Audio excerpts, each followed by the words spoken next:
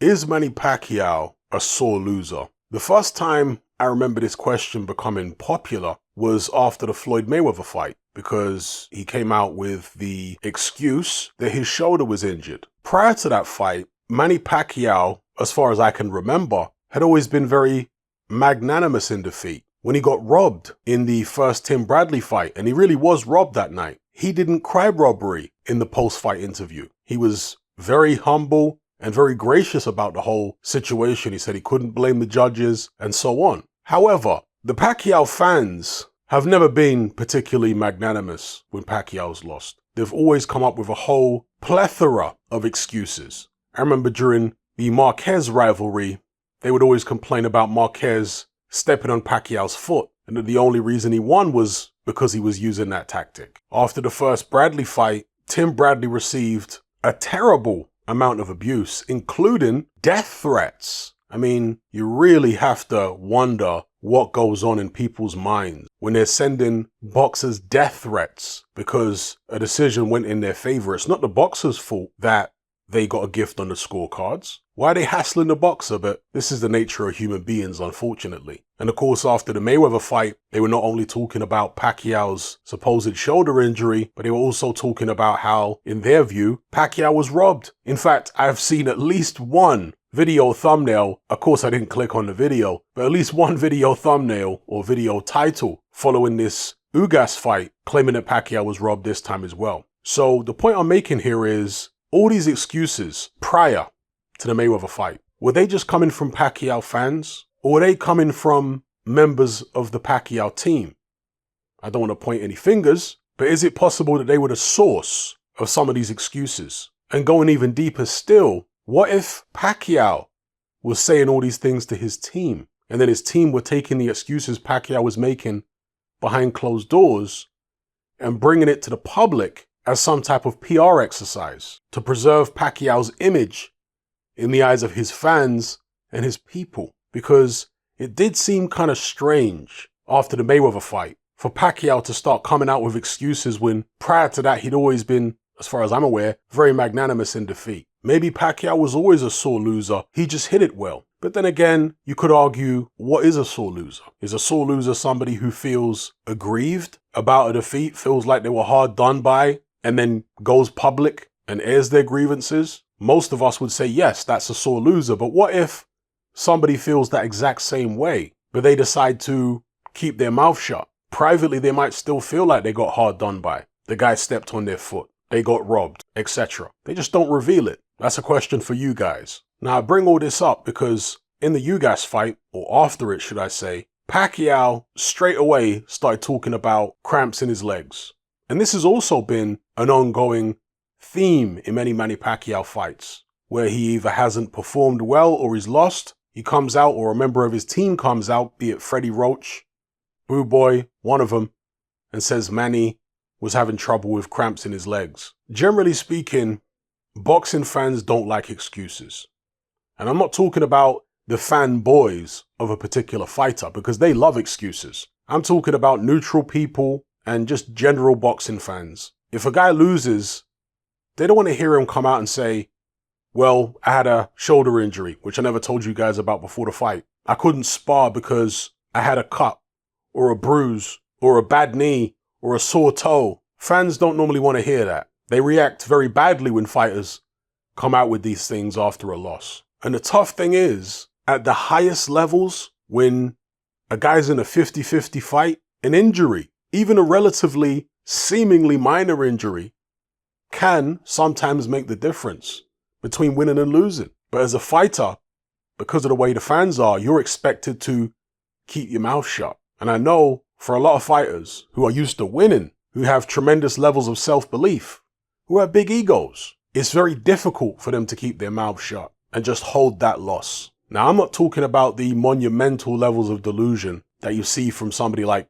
Deontay Wilder. Now, I'm talking about most elite level fighters, from the Manny Pacquiaos to Evander Holyfield back in the day, and so on. Throughout their lives, they develop a tremendous sense of confidence and self-belief when they're coming up through the amateur ranks. Even when they're in the gym learning and sparring, they lose, they take beatings, but they learn to come back from it. They learn to regroup mentally. And one of the ways they do this is to tell themselves, well, the injury did me in. I didn't train hard enough. I had a bad night's sleep. And although these are not things that a fan would want to hear, the fighter tells themselves these things because he's trying to rebuild his confidence. Some fighters are religious or superstitious. They might feel as though they didn't pray. They didn't go through their usual rituals. I remember Evander Holyfield talking about these things, saying that when he prays and when he trains properly and dots all the I's and crosses all the T's, nobody can beat him. So when a guy that loses, he's always looking for the one thing which he thinks he didn't do, or the one thing which didn't allow him to be 100%. Maybe he was only 99.9%. And he feels like, no, I need to be 100%. And when I'm 100%, this guy who just beat me, he can't beat me again. And in many instances with these elite fighters, guess what happens in their amateur careers? A guy beats them, it puts a battery in their back. They think, nah, I wasn't ready for the fight. I didn't train hard enough. I had an injured shoulder. I had a bad knee. Next time, I'll show him. And they don't just rest on their laurels and think about the bad shoulder or the bad knee. No, they go to town in terms of improving. They can't wait to get back in there and show that opponent the real version of themselves. They meet for the rematch and they win. And this actually goes on in the gym, even more so than in the ring. Certainly when you're an amateur, you spar somebody, he gets the better of you, you come back the next day or the next week, then you're beating him up. And through this process, fighters not only learn to have confidence in their ability to fight and their ability to come back, their ability to improve, but also they learn to have confidence in their own judgment. Because when people were writing them off, when people were telling them, stop making excuses, they were saying, nah, I wasn't 100%. I'll show you what I'm like when I'm 100%. When they come back and get the victory in the rematch, just think about the confidence they gain in their own judgment from that. They were already confident before, but there's a difference between knowing the path and walking the path. Once you've actually walked the path, it's a different level of confidence that comes from that. So when I hear a Manny Pacquiao and Evander Holyfield, many other fighters over the years, great fighters, come out with excuses, because that's what they are, they're excuses. In most cases, I don't tend to be too hard on these fighters because I understand the mental process they're going through. I understand that they are winners. They're not used to losing. I know Manny Pacquiao's lost however many fights now. Is it 7 fights or something? But he's had over 70, right? Won the vast majority. Won the vast majority of his world title fights, elite level championship fights. So even though he has taken his L's before, it still hurts. Particularly for a guy like Pacquiao who has a whole country behind him. The expectations, the weight on his shoulders must be immense. There are people in the Philippines who look at Manny Pacquiao almost like a demigod. So the pressure to live up to their expectations, I have to imagine, is part of the reason why he comes out of excuses when he loses these days. He feels pressure to live up to what the Filipino people believe he is. Almost like he doesn't want to let them down. He doesn't want them to lose faith in him. He doesn't want them to think that, wow, maybe Manny is not the superhero we thought he was. So look, I don't like Manny Pacquiao's excuses. I rolled my eyes, particularly after the Mayweather fight, but it's not like he was on social media every day crying. His fans were, but he wasn't. He said what he had to say in a couple interviews and then he left it at that. But like I say, I understand the thought process behind why these fighters say these things. And as I previously stated, at the elite level, an injury, a relatively small one, can actually, in some or sometimes many instances, make the difference between winning and losing, depending on the nature of the injury, depending on the opponent, depending on what kind of fight you're looking to fight, the tactics you're looking to use. Pacquiao said his legs were cramping up against Ugas and he couldn't move the way he wanted to move. In his mind, that's what he needed to be able to win the fight. Maybe it would have made the difference. Then again, maybe it wouldn't. But I understand the mentality of a guy like Pacquiao is to believe that it would make the difference. That's how winners are. As I've said in many previous videos, there is a thin line between self-belief and delusion. And very often, fighters are walking a tightrope along that line. And eventually, usually towards the end of their careers, they end up falling on the delusional side. And that's why you see so many great old fighters carrying on way past their sell-by date. They became successful by not listening to the naysayers and instead listening to themselves, believing in themselves. proving the doubters wrong. Therefore, when they reach an advanced stage of their careers, they're still thinking like that. They're still thinking, well, why should I listen to these people who say I'm too old? Why should I listen to these people who say I'm not what I used to be? I've proved them wrong 1,000 times before. I trust my judgment. I'm going to trust it again now. It's what ends up happening. That's the double-edged sword of being confident, of having self-belief.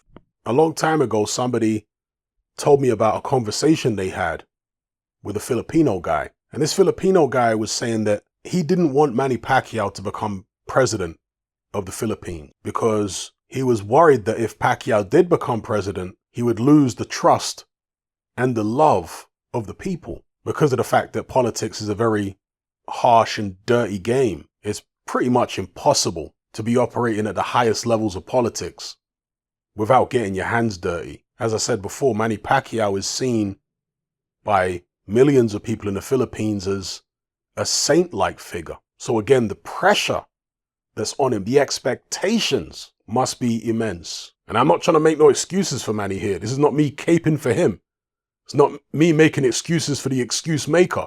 Don't misconstrue what I'm saying. I'm just trying to shine a light on the psychology at play here. One of the announcers during or before the Ugas fight said there will never be another Manny Pacquiao. Well, that goes without saying. But he is one of the last of a dying breed in a certain sense because look how many pro fights he's had.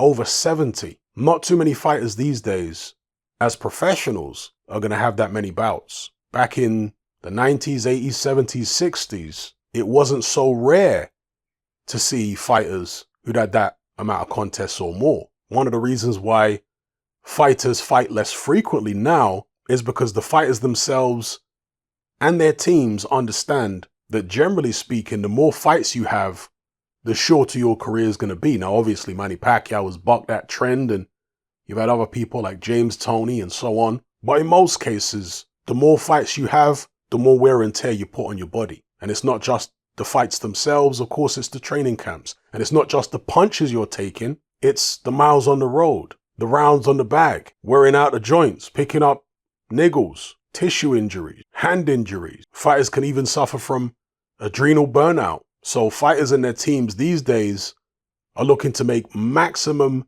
profit while taking minimal damage. And while that's usually great for the fighters and their teams, it's not always so great for the fans. When a guy fights once or twice a year and he turns down a whole heap of opponents because they can't generate him 7 or 8 figures. This is why the fans do appreciate the so-called throwback fighters. Even a guy like Derek Chisora, for example, in the UK, has this cult following because he's willing to get in there and look, he's turned fights down and whatnot, but he has fought a who's who of the heavyweight division. And people like that about him. He is a throwback fighter. Manny Pacquiao, throwback fighter. 42 years of age, stepping in there against the guy, 7 years his junior? Prior to that, had a great win over Keith Thurman. James Toney, in the twilight of his career, when he was lost in the wilderness, after losses to people like Roy Jones and Montel Griffin, came back and won the cruiserweight title against Jirov. And Toney really was a throwback. He really was old school. They were calling James Toney